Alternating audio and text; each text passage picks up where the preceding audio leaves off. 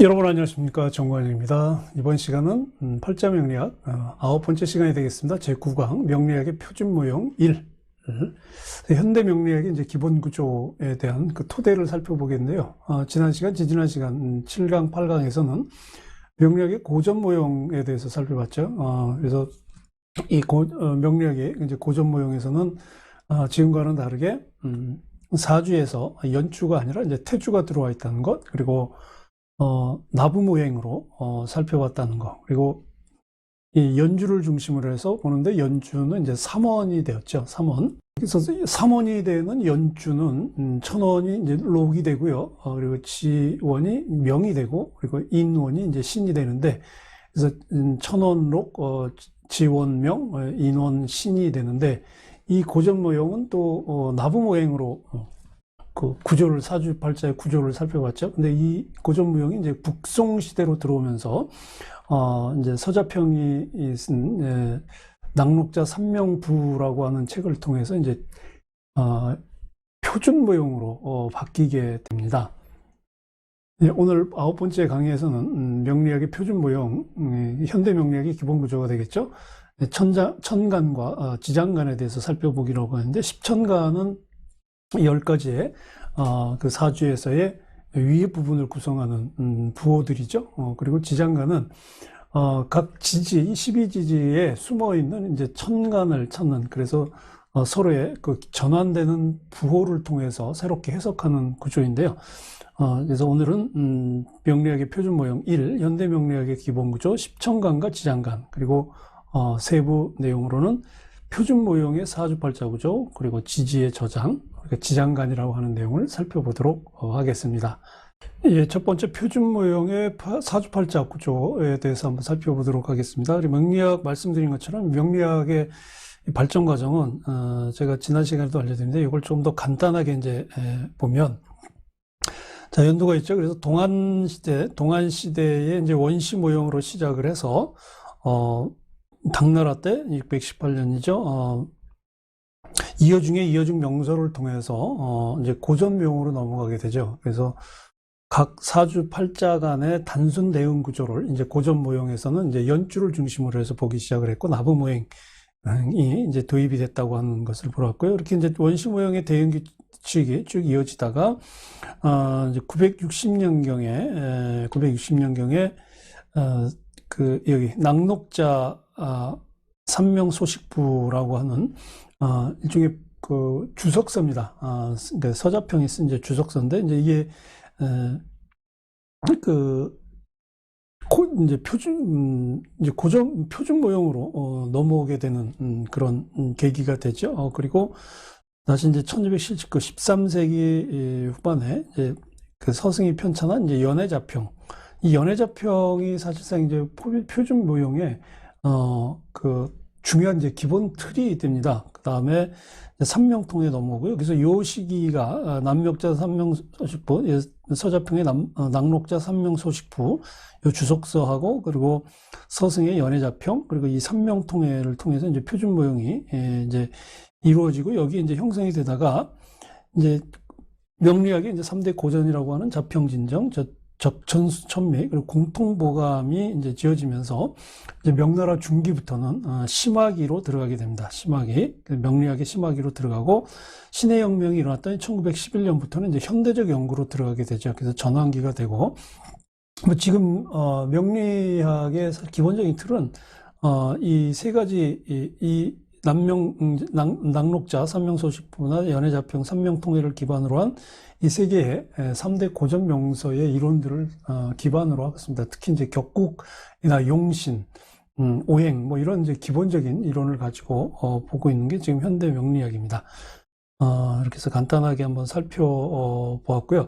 근데 여기서 이제 중요한 건 이제 960년에 낙록자 삼명소식부를 주석한 그 서자평이 이제 고법 시기에서, 고전 시기에서 고전 모형에서 표준으로 넘어가기도 하고, 이제 형성기로 보면 태동기, 고법기, 신법기에서 신법기로 넘어가는 이제 기준점이 되는 게 또 이 서자평의 낙록자 약자, 산명, 소식부가 됩니다. 그래서 이제 이때부터 실질적인 이제 표준묘용이 됐는데, 이후 가면서 이제 더 발전을 하게 되죠. 그리고 이 표준묘용에서 중심이 되는 건 어쨌든 이제 일주에 천간이 중심이 되고, 이제 나붐은 더 이상 위주로 하지 않고 전적으로 오행만 가지고 본다고 하는 거죠. 자, 이렇게 해서 이제 간단하게 역사를 살펴보았고요. 예, 사자평이 됐고, 연해자평은 이제 서승이 있었다. 자, 그래서 이제 연해자평이 이제 명리학의 새로운 구조인 표준모형을 나타내는 이제 첫 번째 이정표가 됩니다.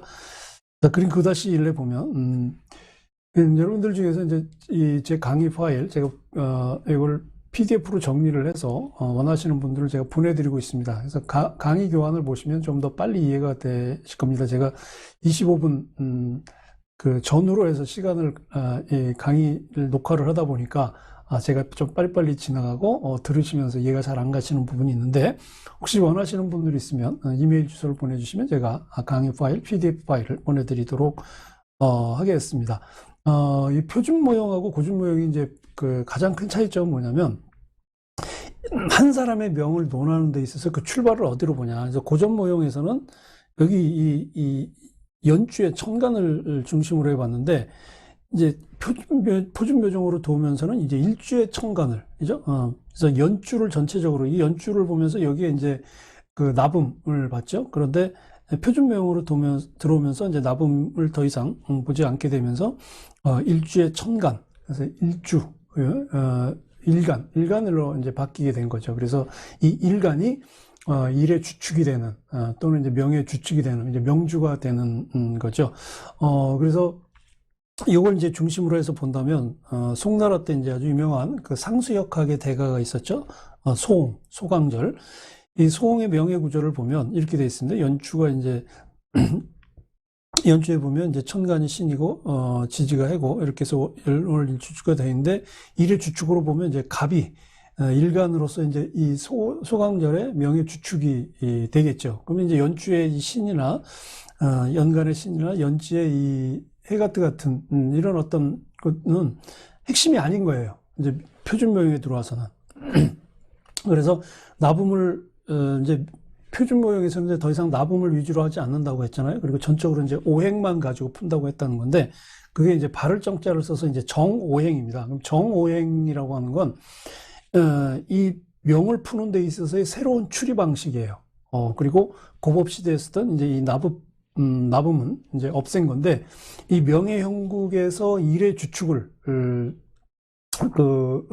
여기죠. 일의 주축을, 담당할 수 있는 천간부호는, 당연히 10개겠죠. 천간이 10개니까요. 그래서 요 핵심, 갑의 자리에 있는 요 천간은 이제 전부 10개고, 이 천간이 굉장히 중요한, 명예 구조에서의 분석과 추리를 하는 데 있어서 중요한 역할을 하게 됐다는 거죠. 그래서 이 표준묘용, 이제 새로운 신법 시기로 들어오면서 표준묘용이 이제 일의 주축으로서 일간이 명을 논하고 또 명을 분석하고 또 명을 추리를 하는 이제 그런 어떤 순서의 출발이 됐다고 하는 것. 이제 이것이 가장 핵심적인 내용이 되겠습니다. 자, 그러면 이제 그림 이제 9-3에 10천간의 비유적 상가 성질을 해서 제가 올려놨는데요. 자, 뭐 간단하게 보면 이제 천간이 이제 갑과 을은 목이죠. 오행으로 보면. 그래서 갑은 이제 양목이 되겠고요. 을은 음목이 됩니다. 병은 양화가 되고, 정은 음화가 되고, 무는 양토가 되고, 기는 음토가 되고, 경이 양금이 되고, 신이 음금이 되고, 임이 양수가 되고, 개가 이제 음수가 돼서 각기 이런 비유적 상을 나타냅니다. 그래서 갑은 양목으로서 큰 키나무를 하고 기둥과 들보를 내고, 성질은 강거나 뭐 정직성. 을목은 이제 화초나 난초, 이제 나무가 아닌 거죠. 화초에 좀 작은 음이니까, 을이 음이니까, 그래서 유약함이나 영민하고 민첩함을 나타내고, 양화인 이제 병은 이제 태양을 나타내지만, 음화인 정은 달이나 촛불을 나타내는. 그래서 태양이나 불이나 밝기가 좀 약한 거죠.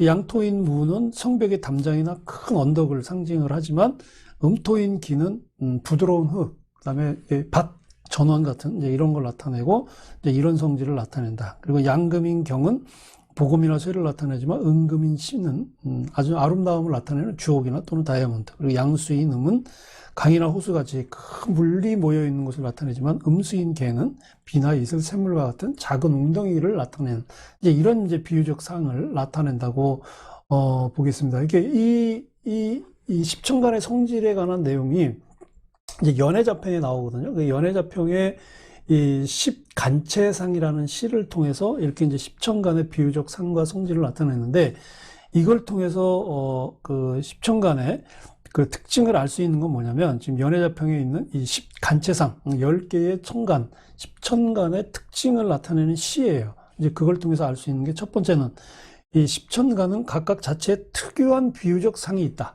이제 여기 지금 다 나와 있죠. 비유적 상 여기 쭉 나와 있습니다. 이 비유적 상을 가지고 있고 거기에 해당되는 성질을 가지고 있다. 두 번째, 십천간은 각각 자체에 기뻐함과 꺼리낌, 어떤 것은 당연히 아주 즐겁게 받아들이지만 어떤 것은 또 이렇게 거부하는, 이제 기뻐함과 꺼리낌이 있다. 그것은 십천간 가운데 하나의 천간과 나머지 다른 천간 및 지지자의 관계에서, 그러니까 어떤 것을 받아들이고 어떤 것을 거부하느냐는 그 다른 천간, 또 그리고 지지와의 관계를 통해서 알 수 있게 된다라고 하는 거죠. 그래서 이게 비유적 각도를 통해서 나타내는 건데, 이제 그걸 그러면 어떤 특정한 천간 부호가 다른 천간 부호를 기뻐하고 또 거부하는, 이제 그 꺼리끼는 거 할 때 서로의 각자의 성질이 있을 거 아니야. 이제 그게 나타나는 게 바로 이제 이겁니다. 그래서 쭉 보면 이제 간목과 을목을 봤을 때 이게 지금 내용이 굉장히 많은데요.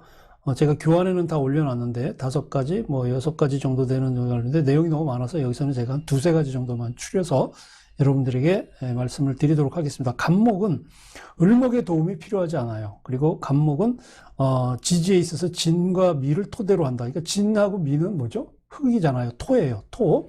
오행으로 보면 토입니다. 그래서 나무는 땅에서 자라잖아요. 그러니까 당연히 지나 미, 그 토가 되는 지나 미를 토대로 삼고요. 그리고 지나치게 물이 많으면 병화를 기뻐하지만 정화는 또 배척해. 그러니까 나무가 물이 많으면, 물을 너무 많으면 또 썩잖아요. 물론 물에서 자라는 나무도 있지만 어쨌든 물이 나무를 자라게 하는 중요한 영양분인데, 물이 너무 많으면 그 물을 줄이게 하는 불을 불러들인다. 근데 불을 불러들이긴 하지만 병화는 기뻐하지만 정화는 배척해. 이렇게 이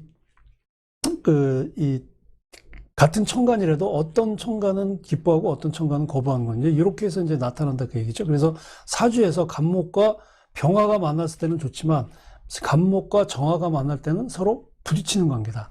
그래서 을목은요, 양의 지지, 뭐 예를 들면 인이나 진의 뿌리가 살아있는 걸 좋아하고요. 그리고 임수가 넘치는 것을 꺼린다. 그래서 을목은 이제 약한 나무잖아요. 그 나무가 아니라 이제 화초잖아요. 그러다 보니까 물이 너무 많으면 안 돼. 특히 그 중에서도 임수가 넘치는, 양이죠. 양의 수거든요. 양수이기 때문에 임수가 넘치는 것을 꺼린다. 왜냐하면 화초가 썩으니거나 잠기니까.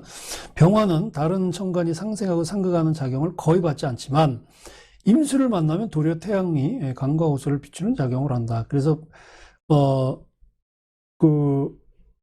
물은 물은 이제 불을 극하잖아요. 극하는데 오히려 이제 이 병화는 임수를 만나면 도리어 태양이 강과 호수를 비추는 작용을 하는, 기뻐하는 작용이 된다.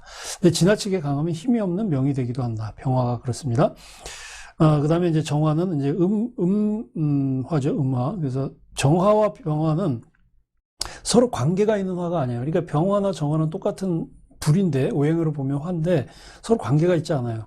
그리고 태양을 보지만 그 빛을 빼앗긴다. 그래서 강할 때는 경금을 단련시켜 주저할 수 있다. 이 정화가 그런 거죠. 정화는 정화의 힘이 사주에서 강한데 경금이 있어요. 사주에 경금이 있을 때는 그 경금을 굉장히 강하게 단련시켜주는, 불이 쇠를 강하게 하잖아요. 그래서 정화와 경금 간의 관계는 굉장히 서로 돕는 관계라는 걸 알 수 있습니다. 자, 무토를 보면요, 임수를 억제할 수 있는 가장 강한 뿌리가 있습니다. 토가 수를 억제하지만 그 중에서도 임수는 강하게 제어를 하고요. 그리고 원령의 왕성함과 세약함이 매우 중요하다. 원령은 용신을 볼 때 굉장히 중요하죠. 그래서 원령에서 용신을 찾을 때 이제 그 용신을 찾을 때에 보는 것이 바로 원령인데, 원령의 왕성함과 세약함이 이 무토에겐 굉장히 중요하고요. 무토가 강할 때는 경금이나 신금으로서 이를 덜어내는 게 간목을 사용 억제하는 것보다 훨씬 낫다. 그 다음에 기토를 보면요. 기토는 음이죠. 그래서 진미, 술축, 요 전부, 오행으로 보면, 그, 지지에, 요 지지들은 전부 토가 되죠. 토. 이제 네 개를 뿌리로 삼아요, 기토는. 그리고 본래 몸이 약하고 수화금이 왕성할 때는 병화나 관목에 의지하고 도움을 받는 걸 좋아한다. 그러니까 기토는 병화와 관목을 기뻐해요. 그래서 적극적으로 받아들인다. 그러니까 사주에 기토가 병화나 관목과 연관이 지어지면 굉장히 좋은 거죠. 이 기토가 이제 일천간, 일주에서 이제 일간이 되면, 그러니까 본인이죠. 본인이 되면 이 간목이나 또는 병화를 만났을 때 굉장히 힘을 받을 수 있다. 본래 몸이 강할 때 바로 금을 낳거나, 금을 생하거나 또는 그갈 수 있다. 자, 경금. 경금은 성질이 강직하고 기쁨과 슬픔이 일정하지가 않다. 오직 정화가 억제하는 것만 좋아한다. 근데, 개수가 접근하는 것은 꺼린다. 근데, 금은 오행으로 보면 수를 생하잖아요. 근데 개수가 오는 거는 좋아하지 않는다. 수가 지나치게 많으면 금을 가라앉게 할 수 있다. 그다음에 신금은 마치 주옥과 같아서 지나치게 상하지 않는 변화와 임수를 좋아한다. 금은 이 쇠잖아요, 쇠. 쇠인데 이제 신금은 이제 아주 강한 이제 검이나 이런 딱딱한 아주 강한 성질의 쇠가 아니라 뭐 아름다움을 나타내는 이제 아름다운 성질을 가지고 있는 그런 이제 보석들이거든요. 그래서 임수를 좋아한다. 그리고 강할 때는 정화가 이기고 억제하는 것을 기뻐하지 않는다. 그 다음에 임수는 임수와 개수에서 임수는 양이죠. 임수가 지나치게 강하면 나아가기는 쉽지만 물러서기 어려우니 단지 그 세력을 따라갈 뿐이다. 그래서 사주에서 일간이 임수일 경우 다른 사주에 그 다른 이제 그 기둥에 천간이나 지지를 놓고 그 관계를 살필 때 임수가 들어가 있을 경우 굉장히 강하다는 거예요. 근데 거기에 이제 기토를 만나면 상해를 입니다. 특히 이제 토가 이제 수를 극하잖아요. 그 중에서도 기토는 임수를 강하게 극해요. 그래서 사주에서 기토가 임수를 극하는 그런 그 격국일 경우에는 굉장히 안 좋다. 그럼 다른 걸로 이제 막아야 되겠죠. 그리고 병화와는 좋은 관계를 갖는다. 그다음에 수가 보통 이제 그 불을 이제 극하는데 병화하고는 좋은 관계를 맺습니다. 그다음에 개수의 강도는 통하는 뿌리나 계절과 굉장히 밀접한 관련이 있고 뿌리가 없으면 약하고 또 재성과 관성이 지나치게 강한 걸 좋아하지 않는다. 그다음에 이게 육친에 가면 이제 나옵니다. 그다음에 기토와 개수를 억제할 수 있고 서로 도와줄 임수가 있으면 간과 하천을 이룬다. 그러니까 개수가 임수하고 만나면 개수가 이제 일간이 되고 임수가 다른 그 팔자에 있으면 천간이나 그 팔자에 있으면 굉장히 좋은 풍성한 어떤 물의 기운이 나는 거죠. 자, 이렇게 해서 명예 형국에서 일간의 성질을 확정한 다음에 이제 이어지는 판단, 이제 분석을 해야 될 거 아니야. 이제 그 일간의 이제 이제 성격을 알았단 말이에요. 성질을 알았어요. 자, 그러면 이제 다른 천간과 다른 지지에 있는 부호들과의 관계를 보고 이제 그걸 해석을 해야 되잖아요. 그러면 다른 세 개 주의 천간과 네 개 주의 지지로 서로 비교하고서 그 일간의 상태를 견적하는 거예요. 그러니까 지금 쭉 본 것처럼 이 십천간의 성질을 놓고 이제 서로 기뻐하냐 또는 꺼리느냐의 관계로 이제 분석을 하는데, 그럼 이걸 어떻게 분석을 하느냐, 이게 중요한 거잖아요. 그래서 천간부호와 지지부호가 서로 전환이 돼야 돼. 그러니까 서로 전환이 되지 않으면 그 천간하고 지지는 완전히 다른 성격인데, 십천간과 십이지지는 서로 완전히 다른 성격인데 이게 서로 영향을 주고 이걸 통해서 해석을 하려면 천간의 부호하고 지지의 부호가 서로 전환될 수 있어야 돼요. 그 전환되기 위해서 만들어진 그 추측의 방법이 바로 이제 지장간입니다. 그래서 이제 표준 요령에서 들어온 게 바로 그 지지장둔이거든요. 지지장둔. 그러니까 지지 안에 천간이 숨어 있다라고 하는 거거든요. 그래서 지를 천간의 다양한 부호들로 해석을 하는 거예요. 그러니까 밑에 그 지지에 있는 12지지에 있는 각 부호들을 보고 이 안에 어떤 천간이 숨어 있는지를 보고 그 관계를 해석하는 것이 바로 우리가 지금 보는 이제 지장간이 되겠습니다. 자, 그러면 이제 지지를 왜 천간 부호로 해석을 하냐? 거기 이제 연해자평 제1권 1편에 보면 이제 이런 말이 있습니다. 그러므로 태양이 수를 낳고, 그래서 기가 아직 없는 것을 태역이라고 말한다. 그래서 태초가 화를 낳고, 기는 있는데 아직 형체가 없는 건 태초라고 얘기한다. 태시가 목을 낳고, 형체는 있는데 아직 바탕이 없는 건 태시라고 한다. 태소가 금을 낳고 바탕은 있는데 아직 형체가 없는 거는 태소라고 한다. 그 다음에 태극이 토를 낳는다. 형체가 이미 갖춰져 있어서 태극이라고 말한다. 이렇게 쭉 해서 이제 핵심은 뭐냐면 두 개의 기가 서로 이루어 두 가지 양태, 그러니까 두 가지 기운이죠. 음과 양. 우리 동양체로에서 모든 사물의 운동을 이제 음양으로 설명을 하잖아요. 그래서 음양이 생겨나야 비로소 하늘이 생겨난다. 하늘이 생겨나면 땅이 생겨나고 거기에 이제 사람이 생겨나는, 생명체가 생겨나는 거잖아요. 자, 이게 이제 뭘 얘기하는 거냐면 바로 우주가 생성되는 과정을 이야기를 하는 겁니다. 즉 하늘하고 땅이 이렇게 딱 분리되지 않았어요. 그 분리되지 않은 상태를 이제 혼돈의 상태라고 나타나는데, 이게 마치 이 아기도 마찬가지고 이제 아직 세상에 태어나지 않은 태아나 또는 아직 싹이 피지 않은 그런 어떤 땅속에 들어있는 씨앗과 같은, 이제 막 발육을 한 씨앗이 땅속에서 발육되고 있는 상태, 이제 이런 걸 지금 여기서 말하는 거예요. 여기에는 지금 태역이 있고, 그 다음에 태초가 있고, 태시가 있고, 그리고 태소가 있고, 태극이 있어요. 이게 이 우주가 생성되는 단계를 설명하는 개념입니다. 그래서 이런 개념의 이제 기초에서 볼 때 하늘하고 대응되는 게 천간이고 땅하고 대응되는 게 지지예요. 그러니까 사람의 팔자 구조, 사주팔자 구조에서 천간은 그 사람이 하늘하고 어떤 대응 관계가 있고, 지지는 10이 밑에 있는 지지는 그 사람이 땅의 기운과 어떤 관계가 있는지를 보고 풀어내는 거죠. 그러니까 사주팔자 푼다는 게 결국 하늘과 땅의 기운이 어떻게 그 사람의 그 연월일시 구조에서 작용을 하는지를 보는데, 이 천간은 하늘의 기운이고 지지는 땅의 기운이잖아요. 그러니까 하늘하고 대응되는 게 천간이고 땅과 대응되는 게 지지는 서로 다르단 말이에요.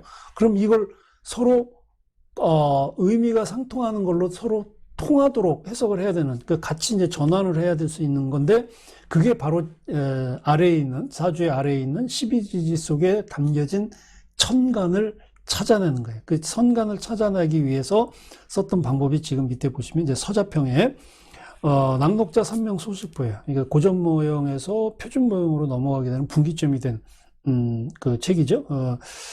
이제 서자평이 주석을 단 낙록자 삼명 소식부에는 이런 내용이 있습니다. 네 가지 기라는 게 목화 수금을 배치해서 사계절로 삼았는데 각각 72일을 왕성하게 하고 1년을 말합니다. 그리고 이제 오행 중에서 토는 사계절을 왕성하게 해서 각 18일을 왕성하게 함으로 1년이 되었다. 그래서 오행의 훌륭함과 왕성함이 된다. 오행이 결국 사계절을 구성하는 기운이 된다. 물론 이제 이 만물이 만들어지는 기운은 음양에서 비롯되지만, 음양에서 비롯돼서 하늘과 땅이 만들어졌는데, 하늘과 땅이 만들어져서 사계절이 나오고 시간이 나오고 자연 환경이 만들어지는 건 결국 오행이라는 거죠. 오행. 그러니까 이 오행을 통해서 모두가 자기의 역할대로 간다는 이야기예요. 자, 그래서 이제 그걸 나타내는 게 바로 원령 오행 분일입니다. 원령 오행 분일의 활용이라는 거예요. 그래서 그 연해자평에서는 이제 그 이전에 그 낙록자 삼명부주의 주석을 기초로 해가지고 더 정교하게 분석을 해서, 이 이제 음력입니다. 음력이 이제 12개의 계월을, 이제 정월은 이제 인월이라고 하죠. 그래서 거기에 해당되는 절기, 그 다음에 절기와 기후를 놓고 거기에 이제 그 천간, 해당되는 천간과 날짜를 배치를 했어요. 이게 이제 원령 오행불입니다. 이게 뭐냐? 지금 앞에서 말씀드린 거예요. 천간은 하늘과 대응이 되고 지지는 땅과 대응이 돼서 그 두 개가 어떻게 이루어지느냐. 그러니까 천간은 음양의 기운, 그러니까 천간과 지지는 하늘과 땅의 기운이지만, 하늘과 땅이 만들어지게 되는 그 기운은 음과 양이라고 그랬잖아요. 그리고 음과 양을 통해서 하늘과 땅이 만들어지면 오행을 통해서 사계절이 이루어진다고 그랬어요. 그걸 지금 이제 12개월로 나누어서 지금 배치를 한 겁니다. 그래서 월수는 월은 이제 지지에 12지지에 달을 배치된 거고 그 해당되는 달에 천간에 그 부호를 이제 배치를 한 거예요. 그게 이제 월령 오행 분일입니다. 이제 요걸 이제 조금 더 세분화해서 이제 각 월마다 이제 오행이 있잖아요. 오행을 일로 나눠서 활용을 주관하는 이제 구체적인 내용을 근거로 한 게 바로 지지장둔가예요. 지지장둔표라고 하는데 지금 이제 그림 9-5로 제가 지금 설명을 두고 있죠. 그래서 지지에 사주팔자 지지에 자가 들어오면 자는 개수예요. 그러니까 천간의 개가 그 안에 숨어 있는 거고요. 지지에 축이 들어와 있으면 그 축에는 기토와 개수와 신금이라는 천간의 오행이 들어와 있는 거고, 자, 지지에 인이 들어있을 때는 거기에 간목과 병화, 무토가 들어와 있는 겁니다. 그 묘는 을목, 지는 무토, 을목, 개수가 들어와 있는 거고, 사는 병화, 경금, 무토. 이런 관계로 해서 해당되는 일간이 이제 주축이잖아요. 일의 주축이잖아요. 일간에 담겨져, 그 일간을 통해서 그 지지, 그 안에 있는 지지에 해당되는 지지에, 일지죠. 일지에 어떤 천간이 숨어 있느냐를 놓고 보는 거예요. 그러니까 이제 그건 각 연주, 이제 연주, 월주, 일주, 시주 다 볼 수 있게 되는 거죠. 그래서, 천간은 하늘의 기운을 나타내지만 지지는 땅의 기운을 나타내기 때문에 천간과 관계가 없을 거라고 생각하지만 실제 지지는 천간을 품고 있기 때문에 그게 장둔이거든요. 지지가 12개의 지지가 천간을 품고 있기 때문에 이것을 알아내면 이걸 통해서 이 지지 안에 숨겨진 천간과 위에 그 사주의 주축에 있는 천간의 관계를 풀어서 명의 기운을, 명의 분석을 하는 이제 그런 내용이 이제 바로 지장간이 되겠습니다. 이거는 나중에 이제 또 뒤에 가면 이제 실제 사례를 놓고 푸는 관계가 있으니까 그때 또 한 번 더 살펴보기로 하겠고요. 자, 그럼 그걸 근거로 해서 아까 그림 9-2에 그 송대 이제 소강절의 사주 구조를 봤는데 이 이제 지장간이 나옴으로 해서 이 소홍의 사주가 이제 천간 지지, 천원과 지연이죠. 놓고 볼 때는 이렇게 사주 팔자만 나왔는데 이제 인원, 지지에 담긴 천간을 찾아내니까 인원이 나온 거예요. 인원이 나오게 되니까 결국 뭐예요? 이제 좀 더 자세하게 이걸 풀어낼 수 있게 된 거죠. 그래서 그 지장간의 전환을 통해서 여기 지금 나와 있는 이 지장간의 전환을 통해서 팔자 구조에 있는 이제 부호를 서로 직접 비교할 수 있게 된 거예요. 그래서 더 잘 할 수 있게 된 거죠. 그러니까 이제 천간을 천원으로 보고, 그다음에 지지를 지원으로 보고, 그리고 여기 지금 이 지장간을 이제 인원으로 보면서 이 삼원을 다 보게 되는 거예요. 천지인 그러니까 한 사람의 명예 구조를 분석하는 데 있어서 천지운의 기운을 다 보게 되는 거예요. 특히 이제 인원이라고 하는 거는 이 사람이 하늘과 땅 사이에 있는 걸 이야기하는 거거든요. 그러니까 결국 지지가 여기 있는 이 지지가 요 지지죠. 요 지지가 하늘과 대응되는 천간의 길을 품고 있는 거거든요. 이게 모르게 품고 있음으로써 결국 이 천지인의 세 가지의 이 삼재의 통일을 나타낸다라고 하는 이 사주 분석에 있어서, 사주팔자 분석에 있어서, 명예구조 분석에 있어서 아주 새로운 이 분석 방법, 추리 방법을 나타내는 게 바로 표준 모형이고 지지장둔 표입니다. 지장간이라고 하죠. 그러니까 지지 속에 숨어 있는 천간의 기운이에요. 천간의 부호. 이제 이렇게 이제 설명이 되겠습니다. 자, 오늘 그 현대 명리학으로 넘어오는 이제 표준 모형의 첫 번째 시간으로 해서 십천간과 지장간을 이제 살펴보았습니다. 다음 제 10강에서는 명리학의 표준 모형 2에서 일주의 강약, 일주가 강하고 약한 것은 어떤 거냐, 그리고 조후, 기후와 조화를 이룬다는 의미죠. 조후, 그리고 대운. 여러분 대운 많이 보잖아요. 대운. 이렇게 세 가지에 대해서 한번 살펴보도록 하겠습니다. 시청해 주셔서 감사합니다.